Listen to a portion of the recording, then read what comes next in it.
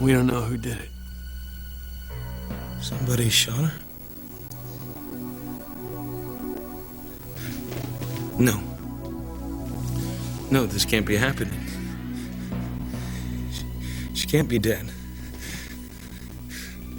Sheridan, please. Don't die. Sheridan, don't die.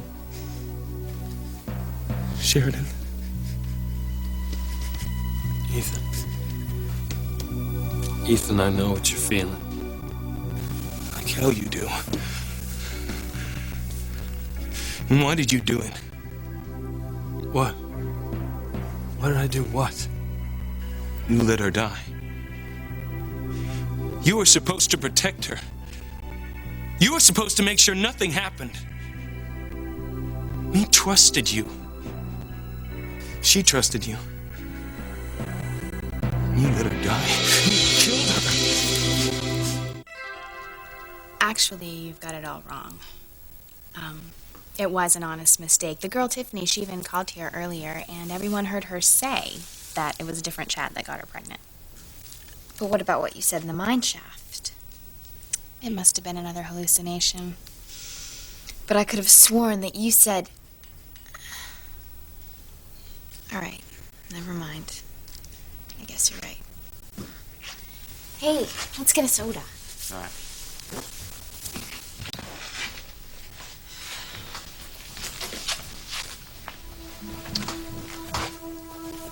Chad, you're still not upset about Kay's mistake, are you?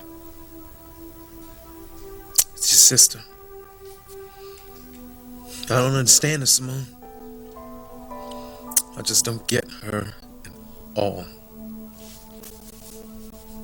When have I ever said that I was in love with Chad? Well, you are, aren't you? No. Whitney. Yes, you are. I don't know why you just won't admit it. It's written all over your face. Well, that's just ridiculous. No, it's not ridiculous. It's so obvious that you can't stop thinking about him. Now, the first thing you have to do is admit that you want a relationship with Chad. And then you have to make it happen. Well, what makes you so sure that Chad wants a relationship with me? He won't even accept my apology. He says that now it's too late. Let Chad see your true feelings. I mean, Charity showed McGill how she really cared about him, and look how close they are. And I showed Ethan, and look at us. And I am sure that Luis is about to tell Sheridan how he feels about her. And once that happens, nothing will ever separate them.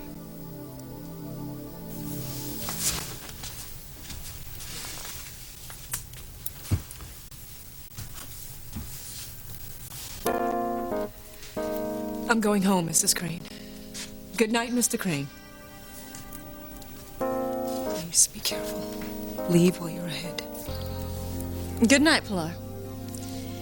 Yes, enough close calls for one night.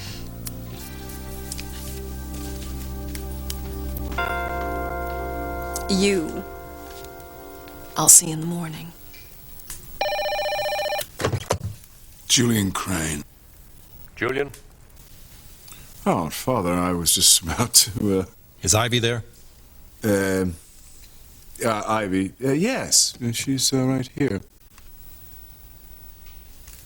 Put me on speakerphone.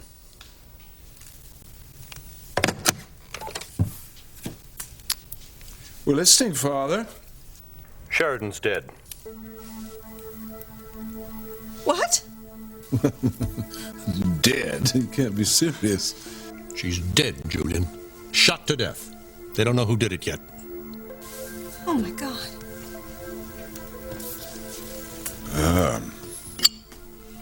She was being protected by the FBI. How did this happen? She was being protected by Lopez Fitzgerald, and he obviously dropped the ball. How? It doesn't matter. What's done is done. What matters is we have an opportunity to use this with Ethan against Teresa Lopez Fitzgerald. Now, if we play this the right way, we'll get what we want. A marriage between Ethan and Gwen Hotchkiss. I can't believe I'm hearing this. Isn't that a little cold, Father? Sheridan was your daughter, after all. God Sheridan. She had so much to live for. Get a grip, Ivy. You too, Julian. This is no time for sentiment. It's time for action. We've got to use whatever means available to make sure Ethan doesn't marry the housekeeper's daughter.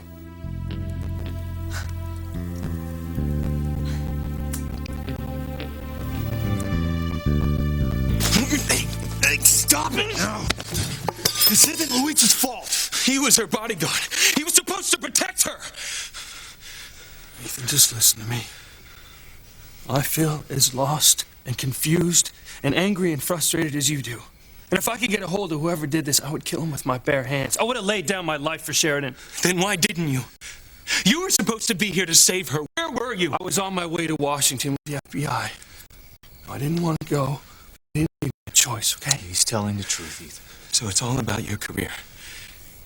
That's all you give a damn about. Making you detective! Wasn't like that. You've always hated our family. You didn't give a damn about her. Ethan, you're way off base here now, right? He's telling the truth. He had to go to Washington. So why is he here now? I called Sheridan on my way to the airport. And when she didn't answer, I got worried. I made the FBI agent turn around and come back here. Then why didn't you get back sooner?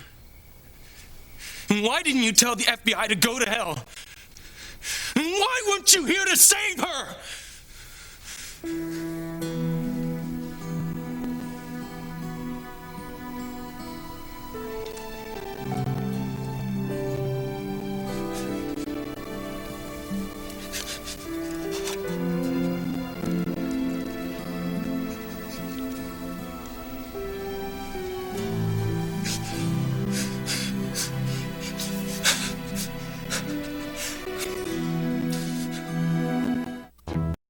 Sam's large hands pulled Ivy closer to his body, and she curled her arms around his neck, eagerly pressing her soft...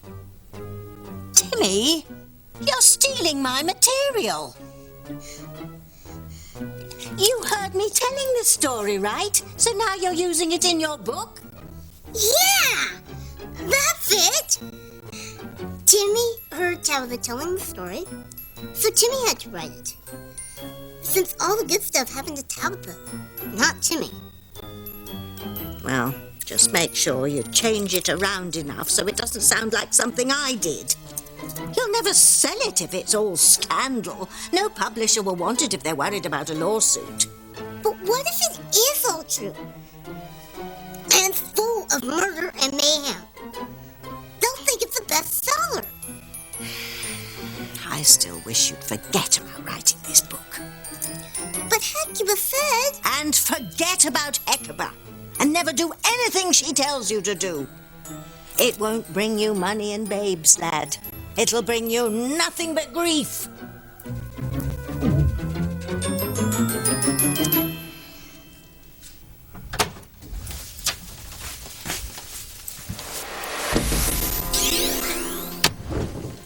Hecuba, what are you doing here?